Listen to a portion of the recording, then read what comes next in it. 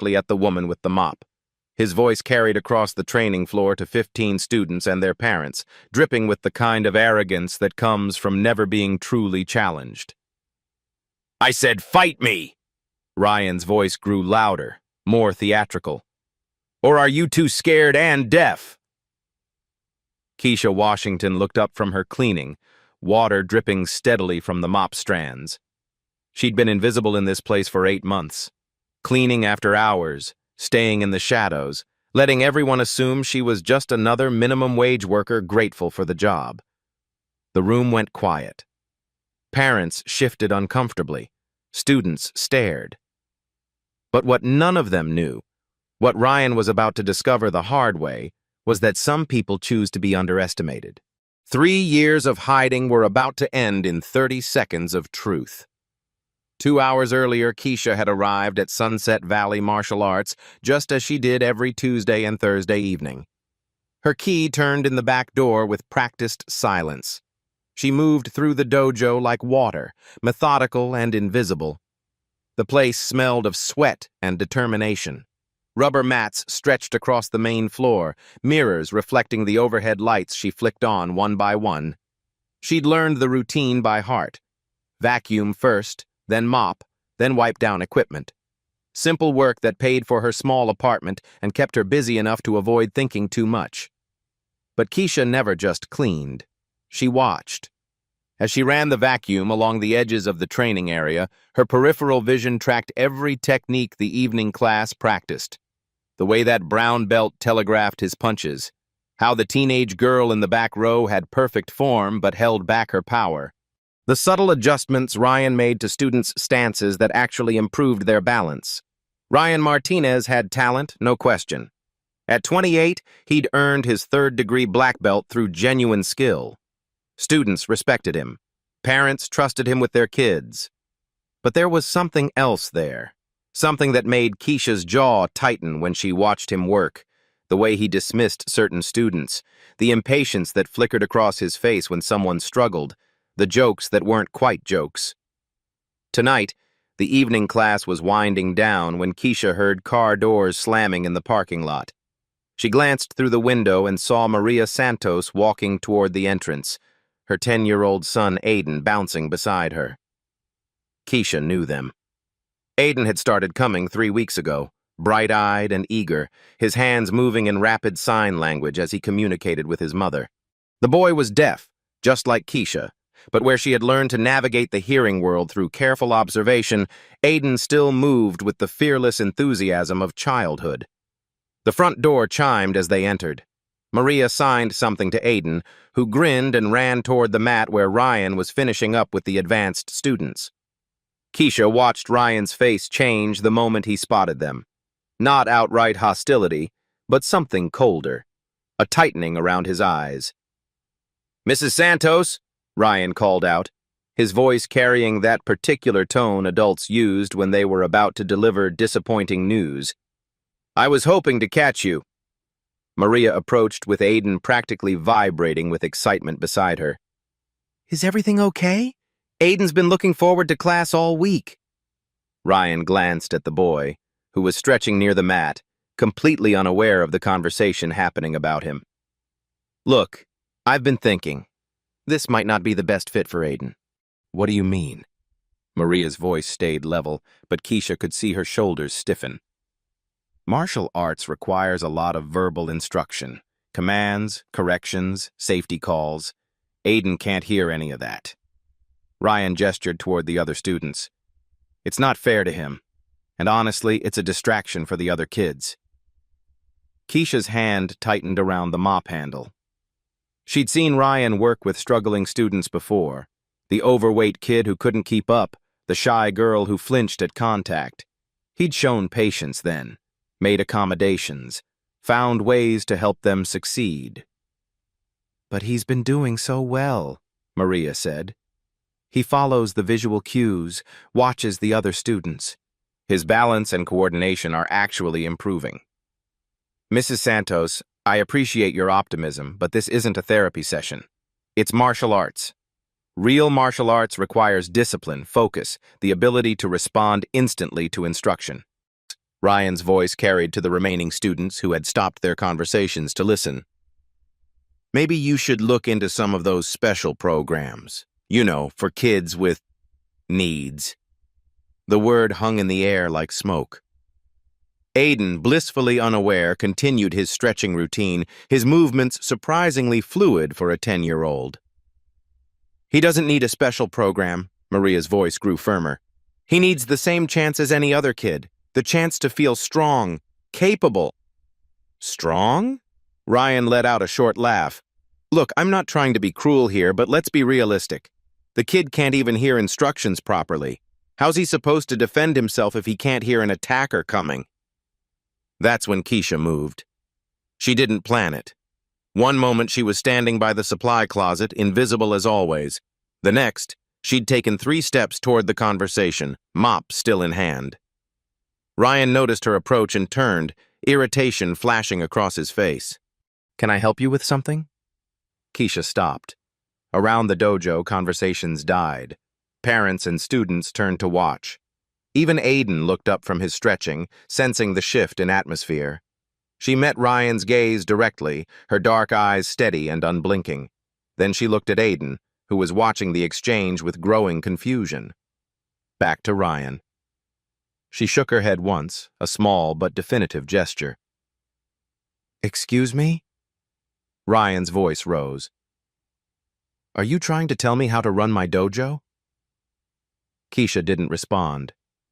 Couldn't respond in the way he expected. But her message was clear enough. The room felt it. Ryan looked around at his audience, students, parents, all watching this bizarre standoff between him and the cleaning lady. His face flushed red. This is unbelievable, he said, loud enough for everyone to hear. Now the cleaning lady wants to coach martial arts. A few uncomfortable chuckles from the students. Maria's face went pale. Aiden, reading the tension, if not the words, moved closer to his mother. Lady, I don't know what you think you know about teaching martial arts, Ryan continued, his voice gaining momentum. But I've been doing this for 15 years. I have actual credentials, actual experience, not just, he gestured at her mop, whatever this is. Keisha's expression didn't change. She simply stood there, holding his gaze, holding the space. And that, somehow, made Ryan even angrier. Ryan stepped closer to Keisha, his voice dropping to what he probably thought was a reasonable tone, but in the silence of the dojo, every word carried. Look, I get it. You see a kid getting some tough love and you want to help. That's admirable, I guess. But you don't understand what we're doing here. This isn't daycare. This is serious training. Keisha remained motionless, her hands resting on the mop handle. But something in her posture had shifted. Where before she'd seemed to fold into herself, now she stood straighter, more centered. Ryan misread her stillness as submission. He turned back to Maria, raising his voice for the room. Mrs. Santos, I'm trying to be professional here, but when the cleaning staff starts questioning my methods, that's when Aiden approached the group. The boy had been watching their faces, reading the tension in their bodies, and his own face was scrunched with worry. He tugged on his mother's sleeve and signed rapidly. Maria's eyes filled with tears as she watched her son's hands. She turned to Ryan, her voice thick with emotion. He's asking why everyone looks angry. He wants to know if he did something wrong. Ryan glanced at the boy, and for a moment, something like guilt flickered across his features. But then he caught sight of the watching parents and students, and his expression hardened again. This is exactly what I'm talking about, he said.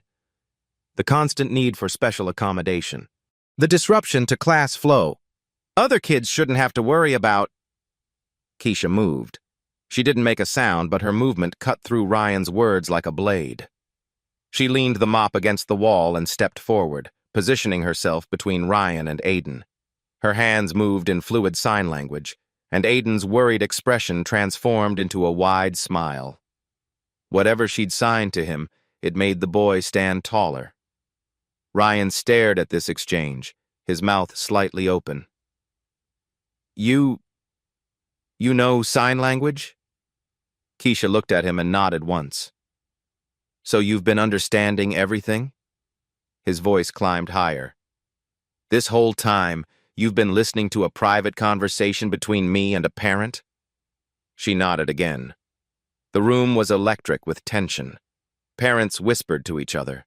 Students fidgeted, unsure whether to leave or stay. Marcus Chen, one of the senior brown belts, stepped closer. Sensei Ryan, Marcus said quietly, maybe we should... No. Ryan's voice cracked like a whip. This is my dojo, my school, and I'm not going to be undermined by... He gestured at Keisha with barely contained fury. By someone who mops floors for a living. He turned to face the room, playing to his audience now. Can you believe this? The deaf cleaning lady thinks she knows better than a third-degree black belt. What's next? Should I ask her opinion on our belt testing procedures? A few students shifted uncomfortably. The laughter Ryan was fishing for didn't come. Keisha remained calm, but her eyes never left his face. She raised one hand and pointed to herself, then to the mat. The gesture was unmistakable. Ryan's jaw dropped. Are you challenging me? She nodded. This is insane. Ryan ran his hands through his hair, looking around the room as if seeking allies. She's challenging me to fight. The deaf cleaning lady wants to fight a black belt instructor. But something had changed in the room's energy. Where before the parents and students had seemed uncomfortable with the conflict, now they were leaning forward, paying attention in a different way. Sarah Kim, mother of one of the younger students, spoke up. Maybe you should just let it go, Ryan. She's just trying to help. Let it go? Ryan's voice rose to a near shout. She's disrespecting everything we stand for here. You don't just walk into someone's dojo and... Keisha stepped onto the mat. The action was so simple, so direct, that it stopped Ryan mid-sentence. She stood in the center of the training area, her worn sneakers squeaking slightly against the rubber surface. Her work clothes, faded jeans and a plain gray t-shirt, looked out of place among the crisp white GIs. But her stance didn't look out of place at all. Ryan stared at her for a long moment. Around the room, conversations died completely. Even the youngest students seemed to sense they were witnessing something significant. Fine, Ryan said finally, his voice carrying across the dojo. You want to do this? Let's do this. He stepped onto the mat, his movements sharp with anger and wounded pride. But we're doing this right. Full contact. No holding back. No special treatment because you're deaf, or a woman, or work here. Keisha didn't react to his words, but her eyes tracked his movement with an intensity that made several parents exchange glances. When I win, Ryan announced, loud enough for everyone to hear, and I will win, you pack up your cleaning supplies and find somewhere else to work. Deal? Keisha looked around the room, meeting the eyes of students and parents. When her gaze found Aiden, the boy was watching her with a mixture of worry and excitement. She nodded to him, then turned back to Ryan. She extended her hand. Ryan looked at it suspiciously. What? Keisha gestured to his hand, then to hers. A handshake, agreement. You're really going to do this? Ryan's voice carried disbelief and growing anticipation. The cleaning lady really thinks she can take on a black belt. He reached out and grasped her hand, squeezing harder than necessary. Keisha didn't flinch, but when their hands separated, Ryan flexed his fingers unconsciously. Tomorrow night, he announced to the room. 7 p.m. Full class as witnesses. He turned back to Keisha. I hope you're prepared for the consequences of your choices. But as he spoke, Marcus Chen had moved closer to get a better look at Keisha. His eyes widened slightly as he took in details others had missed. The calluses on her hands, the way she balanced on the balls of her feet, the controlled breathing that spoke of years of training. Sensei, Marcus said quietly, maybe we should... Tomorrow night, Ryan repeated, cutting him off. 7 p.m. sharp. Don't be late. Keisha nodded once more, then walked calmly off the mat. She picked up her mop and returned to her cleaning as if nothing had happened. But everything had changed, and everyone in the room knew it. The dojo buzzed with nervous energy as word spread about tomorrow night's match. Parents gathered in small clusters, their voices low but urgent. Students who'd been getting ready to leave suddenly found reasons to linger. David Park, the dojo owner, emerged from his office in the back, drawn by the unusual commotion. A stocky man in his 50s with graying temples, he'd built Sunset Valley Martial Arts from nothing over 20 years. He took pride in running a respectful professional school. "What's going on out here?" David's voice carried the authority of someone accustomed to managing teenage egos and parental concerns. Ryan straightened, suddenly aware that his boss had witnessed at least part of the confrontation. "Just a minor disagreement about teaching methods." "A disagreement that involves challenges to fight?" David's eyes swept the room, taking in the tense faces, the way people were grouped around the mat like spectators at an accident. Marcus Chen stepped forward. "Sensei Park, Ryan challenged the cleaning lady to a match tomorrow night. Full contact." David's eyebrows rose. He looked from Ryan to Keisha, who was methodically mopping the far corner, apparently oblivious to the attention. "Is this true?" "She challenged me first," Ryan said quickly. "She was interfering with how I handle my students, questioning my authority in front of parents. I had to respond." "You had to challenge a deaf woman who works here to a fight?" "She's not just some helpless victim." Ryan's voice grew defensive. "She made her choice. She stepped onto the mat." David walked over to where Keisha was working. She looked up as he approached, her expression neutral but alert. "Keisha," David said, speaking slowly and clearly so she could read his lips. "Is this something you really want to do?" She nodded without hesitation. "You understand this could be dangerous? Ryan's a skilled fighter." Another nod, more emphatic this time. David studied her face for a long moment.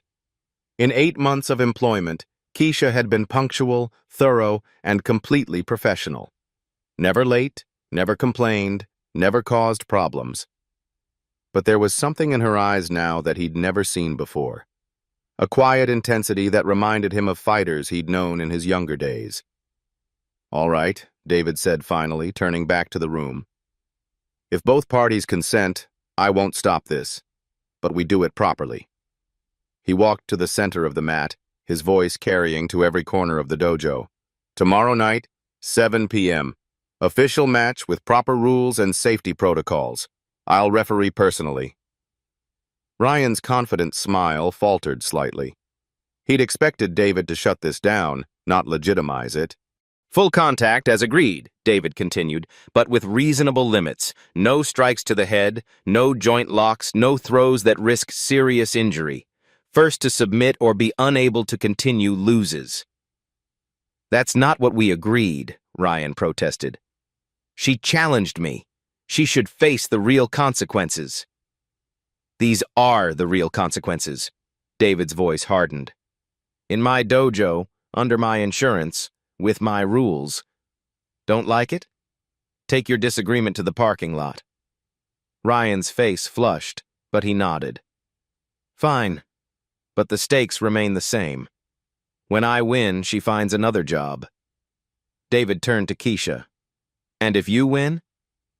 Keisha looked thoughtful for a moment, then walked over to where Aiden stood with his mother.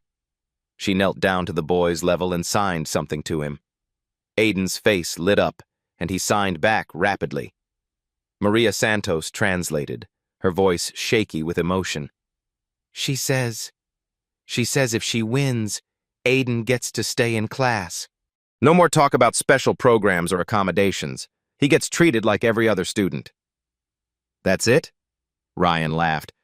"That's her big demand? The kid can stay in class?" Keisha stood and faced him directly. She signed something fluid and decisive. "What did she say?" Ryan demanded. Marcus Chen, who'd picked up some sign language from a deaf cousin, translated quietly. "She said, 'That's everything.'" The room fell silent again. Parents looked at each other with new understanding. This wasn't about ego or pride. This was about a child's right to belong. David nodded slowly. Those are the terms. 7 p.m. tomorrow. Official witnesses required. I want at least 10 people here to make this legitimate. He looked around the room, his expression serious. Anyone who attends is bound by what they see. No social media, no recordings, no gossip that could damage anyone's reputation. This stays between us. Keisha removed her cleaning gloves, and for the first time, people got a clear look at her hands. The calluses were obvious now, thick ridges across her palms and knuckles that spoke of years gripping something much more demanding than a mop handle. Marcus Chen sucked in a quiet breath. Those weren't the hands of a cleaning lady. Tomorrow, then, Ryan said, his voice trying to maintain confidence but betraying a note of uncertainty. Don't expect me to go easy on you just because... But Keisha had already turned away, returning to her work as if the conversation was over. She moved with a fluid efficiency that seemed different now, more purposeful, like someone who knew exactly what they were preparing for. As parents gathered their children and students collected their gear, the dojo slowly emptied. But the anticipation hung in the air like incense, thick and impossible to ignore. Tomorrow night, everything would change. Keisha's apartment sat above a Korean restaurant on the east side of town, the kind of neighborhood where people minded their own business and rent stayed affordable. She climbed the narrow stairs, her work clothes still smelling faintly of cleaning products, her mind replaying the evening's events. The apartment was sparse but clean. A small living room with a second-hand couch, a kitchen table for one, a single bedroom with blackout curtains. But it was the walls that told the real story, or rather, what wasn't on them. Picture frames sat face down on the dresser in her bedroom. A small wooden box on the nightstand remained firmly closed. The only visible photograph was on the refrigerator. Keisha with her arm around a younger girl, both of them grinning at the camera, both making exaggerated muscle poses. Emma. Keisha touched the photo gently, the way she did every night before bed. Emma at 14, all elbows and attitude. Her hearing aids visible but worn like badges of honor. Emma who'd taught Keisha that being deaf didn't mean being weak, just different. Emma who'd been so proud when her big sister made the Paralympic team. Emma who wasn't here anymore. Keisha moved to the bedroom and knelt beside the bed, reaching underneath to pull out a gym bag she hadn't opened in 3 years. The zipper stuck slightly from disuse, but inside, everything was exactly as she'd left it. Hand wraps, worn soft from countless training sessions, a mouth guard, molded specifically for her teeth. And at the bottom, wrapped in tissue paper, a gold medal that caught the lamplight like a promise. Rio de Janeiro 2016. Women's Judo, 57 kgs division. First place. She lifted the medal carefully, feeling its familiar weight. The ribbon was slightly faded, but the gold still gleamed. Keisha Washington, Paralympic champion. The deaf girl from Oakland who'd shocked the world with her technical precision and devastating ground game. The girl who'd retired at 25 after the accident that took her hearing completely, and her sister forever. She closed her eyes and the memories came flooding back. Not of victory podiums or magazine covers, but of the phone call that changed everything. Emergency room, critical condition, Emma's motorcycle, a distracted driver, a moment of inattention that destroyed 2 lives in different ways. Emma had been riding to surprise Keisha at training camp. She'd gotten her license just that month, was so excited to finally visit her big sister at the Olympic Training Center. The doctor said she'd died instantly. They said it like that was supposed to be a comfort. The hearing loss had come later, a delayed consequence of the traumatic brain injury Keisha sustained when she collapsed upon hearing the news. Sudden sensorineural hearing loss, the doctors called it. Stress-induced. Sometimes it came back, they said. Usually it didn't. 3 years of silence, 3 years of guilt. 3 years of avoiding everything that reminded her of who she used to be. But tonight, watching Aiden's face when Ryan suggested he didn't belong, she'd seen Emma, heard Emma's voice in her memory, clear as a bell. "Keisha, will you always protect me?" She'd failed Emma. She couldn't fail Aiden. Keisha stood and moved to her closet, pushing aside work uniforms to reveal clothes she hadn't worn in years. Athletic wear, training gear, a worn gray hoodie with Team USA printed across the chest in faded letters. She pulled out a pair of training shorts and a compression shirt, holding them up to the light. They still fit. She'd never stopped moving, never stopped the subtle training that kept her body ready even when her mind wasn't. Shadowboxing in her apartment late at night, stretching routines that maintained flexibility, strength exercises disguised as cleaning work. The muscle memory was all there, waiting. She walked to the bathroom mirror and studied her reflection. At 31, she looked older than her years. The stress of loss had carved lines around her eyes, and her hair was longer than she'd worn it as a competitor. But underneath, the athlete remained. Her phone vibrated on the nightstand, a text message. She picked it up, expecting spam or a work reminder. Instead, it was from Maria Santos. "Thank you for standing up for Aiden today. I don't know what you're planning tomorrow, but please be careful.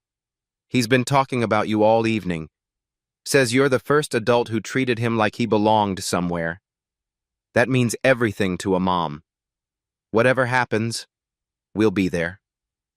Keisha stared at the message for a long time. Then she typed back, "See you at 7. She returned to the gym bag and pulled out her old training journal, its pages filled with technique notes, competition analysis, training schedules written in her careful handwriting. She flipped to a page near the back, one she'd written after her last competition. Judo is about more than throwing people. It's about using an opponent's force against them. It's about staying calm when someone tries to overpower you. Most importantly, it's about protecting what matters. I forgot that for a while, but some lessons you never really lose." At the bottom of the page, in Emma's messy teenage scrawl, she'd written, "My sister is the strongest person I know. Not because she can throw people around, but because she makes other people feel safe. That's her real superpower." Keisha traced the words with her finger, feeling their weight. Tomorrow night wasn't about proving herself to Ryan or even protecting Aiden, though both mattered. It was about remembering who she'd been before grief convinced her to hide. She repacked the bag carefully, leaving out only the hand wraps. Those she placed on her nightstand next to Emma's photo. As she got ready for bed, Keisha's movements carried a precision they hadn't held in years. The way she balanced while brushing her teeth, how she unconsciously checked her stance while washing her face, the controlled breathing that regulated her heartbeat. The cleaning lady was still there, the one who'd learned to be invisible, who'd found safety in being underestimated. But tomorrow night, she'd step back into the light as someone else entirely. Someone who'd forgotten, for just a while, that silence could be its own kind of strength. Someone who was ready to remember. Before turning off the lights, she sent one more text message, this one to David Park. "Thank you for making this official. 7 p.m. sharp." His reply came immediately. "Are you sure about this, Keisha? Ryan's good, but he fights angry. That makes him dangerous." She typed back slowly, "I've been fighting angry for 3 years. Tomorrow, I fight for something better." Outside her window, the city hummed with late-night energy. Inside her small apartment, surrounded by memories of loss and reminders of who she used to be, Keisha Washington settled into the deepest sleep she'd had in months. Tomorrow, everything would change, for everyone. The dojo filled differently on Wednesday night. Parents arrived early, claiming seats along the walls like spectators at a championship bout. Students who normally left after class lingered with nervous energy. Even some of the afternoon students had returned, drawn by word of mouth and curiosity. Keisha entered through the back door at exactly 6:45 p.m., carrying a small duffel bag instead of her usual cleaning supplies. She'd traded her work clothes for black athletic shorts and a plain gray t-shirt. Her hair was pulled back in a tight ponytail, and her feet were bare. The conversations died as she walked across the dojo floor. Where before she'd moved like someone trying to remain invisible, now every step carried purpose. Her posture was straighter, her gaze direct. She looked, several parents realized with surprise, like an athlete. Ryan was already warming up on the mat, his movements sharp and aggressive. He wore his traditional white gi with the black belt knotted perfectly around his waist. His warm-up routine was impressive. High kicks, spinning techniques, combinations that showcased his flexibility and power. He was putting on a show, and he knew it. David Park stood at the edge of the mat, wearing his instructor uniform and carrying a clipboard. His expression was carefully neutral, but his eyes tracked Keisha's movements with growing interest. "All right, everyone," David called out. "We're going to do this properly. Official rules, official witnesses. No phones, no recording devices, no social media posts. What happens here stays here." Aiden sat in the front row with his mother, his eyes wide with excitement and worry. When Keisha passed near him, she paused and signed something quickly. The boy's worried expression transformed into a smile, and he signed back enthusiastically. Marcus Chen, watching from across the room, felt his stomach tighten. He'd spent the day thinking about those calluses on Keisha's hands, about the way she'd moved during last night's confrontation. Something about her reminded him of his college wrestling coach, that same controlled intensity that spoke of serious training. "Fighters to the center," David announced. Ryan strode to the middle of the mat with confident swagger, bouncing slightly on his toes, rolling his shoulders. Keisha approached from the opposite side, her movement economical and fluid. They stood facing each other, 3 feet apart. The contrast was stark. Ryan in his crisp white gi, tall and lean with the defined musculature of someone who trained for appearance as much as function. Keisha in simple workout clothes, shorter and stockier, her build suggesting functional strength over aesthetic muscle. "Standard rules," David announced to the room. "No strikes to the head, no small joint manipulation, no throws that risk serious neck or spine injury. Match ends with submission, unconsciousness, or referee stoppage." He looked at both fighters. "Understood?" Ryan nodded curtly. Keisha bowed slightly, a gesture so natural it seemed instinctive. "Touch gloves and return to your corners." They stepped forward. Ryan extended his hand aggressively, trying to intimidate with his grip strength. Keisha met his hand calmly, her own grip solid but not competing. When they separated, Ryan flexed his fingers again, just as he had the night before. They returned to opposite sides of the mat.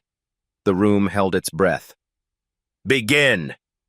Ryan came forward immediately, his strategy clear. Use his reach and aggression to overwhelm her before she could settle into any kind of rhythm.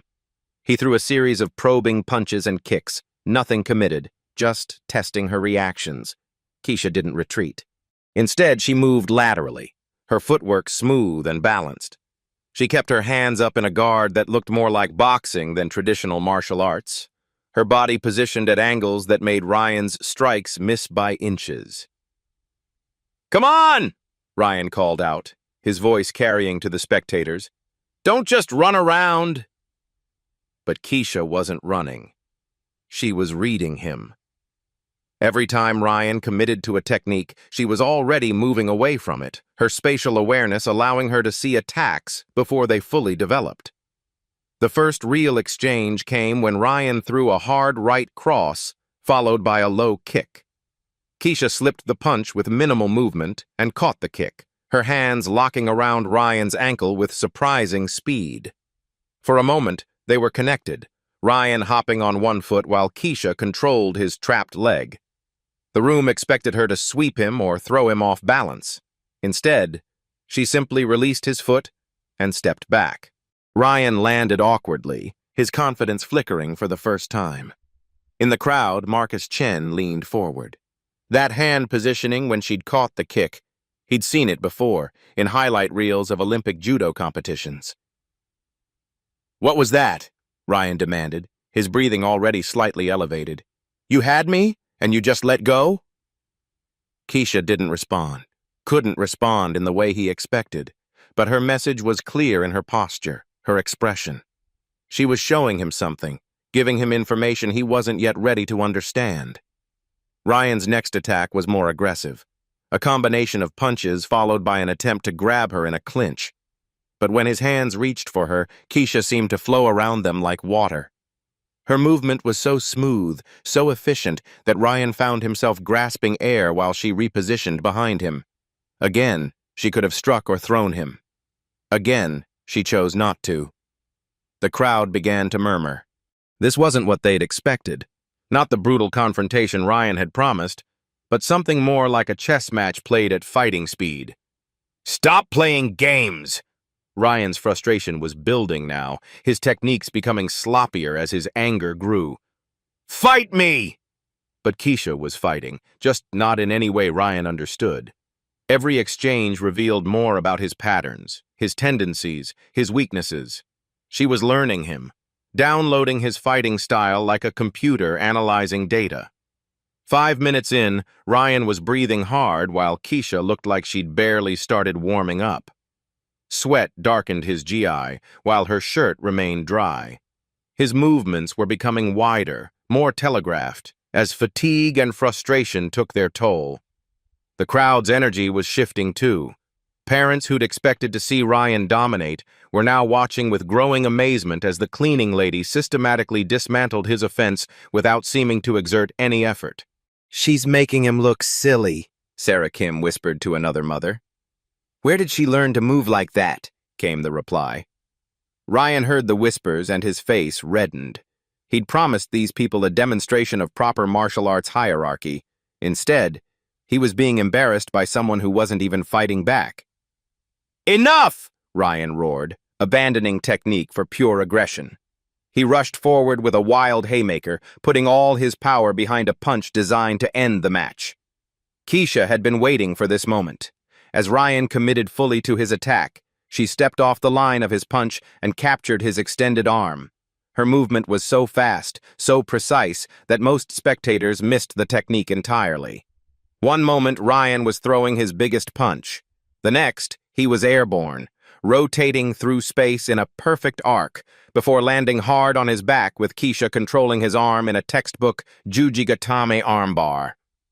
The room erupted in gasps and scattered applause. But instead of applying pressure to force a submission, Keisha held the position for just a moment, long enough for everyone to see how completely she controlled him, then released his arm and stood up. Ryan lay on his back, staring at the ceiling, his chest heaving. Around the room, parents and students processed what they'd just witnessed. That throw had been beautiful, technical, the kind of technique that took years to perfect. Marcus Chen was on his feet now, his face pale with recognition. He knew that throw.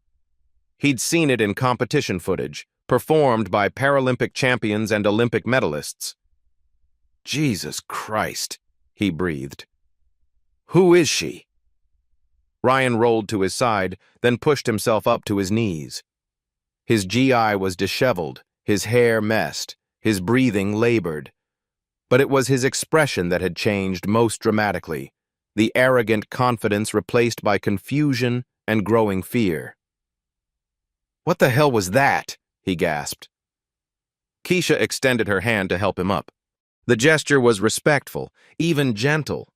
But when Ryan looked into her eyes, he saw something that made him shiver. She wasn't even trying yet. And somehow, everyone in the room knew it. Ryan stared at Keisha's outstretched hand for a long moment before slapping it away and scrambling to his feet on his own. His face was flushed with embarrassment and growing desperation. "Lucky shot," he panted, adjusting his guy with shaking hands. "You caught me off guard." But everyone in the room had seen the truth. That hadn't been luck. That had been the kind of technical perfection that came from thousands of hours of practice, from muscle memory so deep it operated beyond conscious thought. David Park stepped closer to the edge of the mat, his referee's instincts alert. The dynamic had shifted completely. Ryan's breathing was ragged, his movements increasingly frantic, while Keisha remained centered and calm. "Ryan!" David called out, his voice carrying a warning. "Remember where you are." But Ryan was past hearing warnings. The whispers from the crowd, the way parents were looking at him now, not with respect but with something approaching pity. It was eating at him. His entire identity was built on being the expert, the authority figure. Without that, who was he? He came at Keisha again, this time abandoning any pretense of technique. Wild swings, desperate grappling attempts, the kind of sloppy brawling that had no place in a martial arts school. Keisha absorbed it all with minimal effort. She redirected his punches, stepped away from his kicks, and when he tried to tackle her, she simply wasn't where he expected her to be. The crowd watched in growing discomfort as Ryan's attacks became more reckless, more dangerous. This wasn't martial arts anymore. This was a man having a breakdown in public. "This is embarrassing," someone whispered. "Someone should stop this," came another voice. But Keisha seemed to understand something the spectators didn't. Ryan needed to reach the bottom before he could find his way back up. So she gave him space to fall, space to exhaust himself against her defense. 8 minutes into the match, Ryan threw a wild right hook that would have seriously injured Keisha if it had connected. But it didn't connect. She moved just enough to let it pass by her ear, and the momentum of his miss sent Ryan stumbling forward. That's when something inside him snapped. "Fight me!" he screamed, spinning around to face her.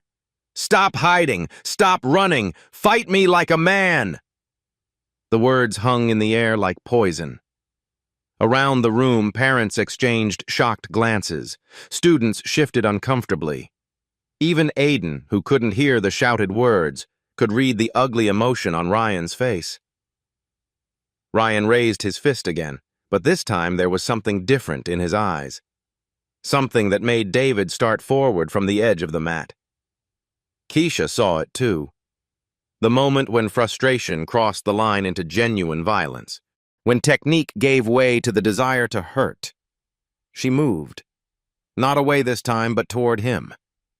As Ryan's fist came down in a wild, uncontrolled strike aimed at her head, Keisha stepped inside his guard and caught his wrist. Her other hand came up and pressed gently against his chest, and she held him there. For a moment that stretched like eternity, they were frozen in that position. Ryan's fist trapped inches from Keisha's face, her hand resting over his heart. She looked up into his eyes, and for the first time in the match, he saw her truly see him. Not the black belt, not the instructor, not the authority figure. Just Ryan. Scared, angry, lost Ryan. Her expression wasn't triumphant or mocking. It was sad. Disappointed, maybe, but also compassionate. She shook her head slowly, a gesture so gentle it was almost maternal. No more. Ryan's face crumpled. The fight went out of him all at once, like air leaving a punctured balloon. His hand went limp in her grip, and she released it carefully. He stood there swaying slightly, his chest heaving, tears beginning to form in his eyes. The room was completely silent, everyone witnessing the collapse of a man who'd built his identity on being stronger than everyone else. Keisha stepped back and gestured toward the edge of the mat. The match was over. Not because anyone had submitted or been knocked unconscious, but because there was nothing left to fight. Ryan looked around the room at the faces staring back at him. Students, parents, colleagues, all seeing him as he really was, all understanding what he'd become. He walked off the mat without a word, his shoulders shaking. The silence that followed was deafening. The silence stretched for 30 seconds that felt like 30 minutes. Ryan stood at the edge of the mat, his back to the room, his shoulders shaking with suppressed emotion. Parents and students waited, unsure whether to leave or stay, whether to comfort or confront. It was Aiden who broke the spell. The 10-year-old boy stood up from his seat in the front row and walked onto the mat. He approached Keisha, his hands moving in quick, excited sign language. Even those who couldn't understand sign could read the admiration and gratitude in his expression. Keisha knelt down to his level, her own hands responding with fluid grace. Whatever they were saying to each other, it made Aiden's face light up with pure joy. The exchange seemed to wake Ryan from his paralysis. He turned around slowly, his face streaked with tears he hadn't bothered to wipe away. "I'm sorry," he said, his voice barely above a whisper. The words were directed at Keisha, but they carried to every corner of the dojo. Parents leaned forward. Students stopped their quiet conversations. "I'm sorry," Ryan repeated, louder this time. "Not just for tonight, for yesterday. For every time I made someone feel like they didn't belong here." He looked directly at Aiden, who was still signing with Keisha. "Especially you, buddy. You belong here as much as anyone else. More than me, probably." David Park stepped onto the mat, his expression unreadable. As the dojo owner, he had authority here, the power to fire instructors who embarrassed his school. But he'd also seen something tonight that went beyond wins and losses. "Ryan," David said carefully, "why don't you take a seat?" Ryan nodded and moved to a bench along the wall, his movements heavy with exhaustion and shame. The crowd's attention turned back to Keisha, who was still kneeling with Aiden. Marcus Chen had been watching the entire exchange with growing recognition. During the match, he'd been trying to place where he'd seen those techniques before. Now, looking at the way Keisha moved, the way she carried herself, pieces were falling into place. "Keisha!" Marcus called out, his voice uncertain. "Can I ask you something?" She looked up at him and nodded. "Rio 2016, Women's Judo, 57-kilogram division." Marcus paused, studying her face. "That was you, wasn't it?" The room went electric. Parents who'd been pulling out their phones to Google stopped and stared. Students who barely knew what the Paralympics were suddenly understood they were in the presence of something extraordinary. Keisha stood slowly, Aiden moving to stand beside her. For a moment, she looked like she might deflect the question, retreat back into the anonymity she'd cultivated for 3 years. Instead, she nodded. "Holy shit," someone breathed from the back of the room. "Language," a parent corrected automatically, but their voice carried no real conviction. David Park's eyes widened as the implications hit him. "You're Keisha Washington, the Keisha Washington, the girl who came out of nowhere to win Paralympic gold." Another nod, smaller this time. "But why?" David gestured around the dojo, at the cleaning supplies still sitting by the door. "Why are you here, working as—" Keisha held up a hand, stopping the question. She looked around the room, meeting the eyes of parents and students who'd watched her clean their training space for 8 months without truly seeing her. When she spoke, her voice was quiet but clear, carrying the slight accent of someone who'd learned to speak before losing their hearing. "Everyone deserves to feel strong," she said, the words coming slowly but with absolute conviction. "Everyone deserves to feel like they belong somewhere." She gestured toward Aiden, who beamed up at her. "This young man reminds me why I fell in love with martial arts in the first place. Not for the medals or the recognition, but for what it teaches us about ourselves." Her gaze found Ryan, still sitting on the bench with his head in his hands. True strength isn't about defeating others. It's about protecting those who need protection. It's about creating space for people to discover their own power. Maria Santos stood up from her seat, tears streaming down her face. "Thank you," she said simply, "for seeing my son as more than his disability, for giving him a chance to belong." "He always belonged," Keisha replied. "Some of us just forgot how to see it." David Park stepped forward, his business owner's mind already processing the implications of having an Olympic champion working in his dojo. "Keisha, would you consider teaching? I mean, officially? We could restructure your position, create a program for adaptive martial arts." "I'll think about it," Keisha said. But first, there's something else that needs to happen. She walked over to where Ryan sat hunched on the bench. The room watched as she knelt down in front of him, bringing herself to his eye level. "Ryan," she said gently. He looked up, his face a mess of tears and shame. "You're a good teacher," she continued. "I've watched you work with students for months. You have genuine skill, real knowledge. But somewhere along the way, you forgot that teaching isn't about being the strongest person in the room." Ryan's voice was hoarse when he spoke. "How do I fix this? How do I come back from what I just did?" "The same way anyone learns martial arts," Keisha said. "One day at a time, one student at a time, one choice at a time." She stood and extended her hand to him again. This time, Ryan took it without hesitation, letting her help him to his feet. "I'd like to learn from you," Ryan said, his voice growing stronger. "If you'll have me as a student." Keisha smiled for the first time all evening. "Everyone starts as a beginner, even black belts." Around the room, the tension that had gripped the dojo for 2 days finally began to dissolve. Parents relaxed in their seats. Students started talking excitedly about what they'd witnessed. Aiden bounced on his toes, signing rapidly to his mother about his new hero.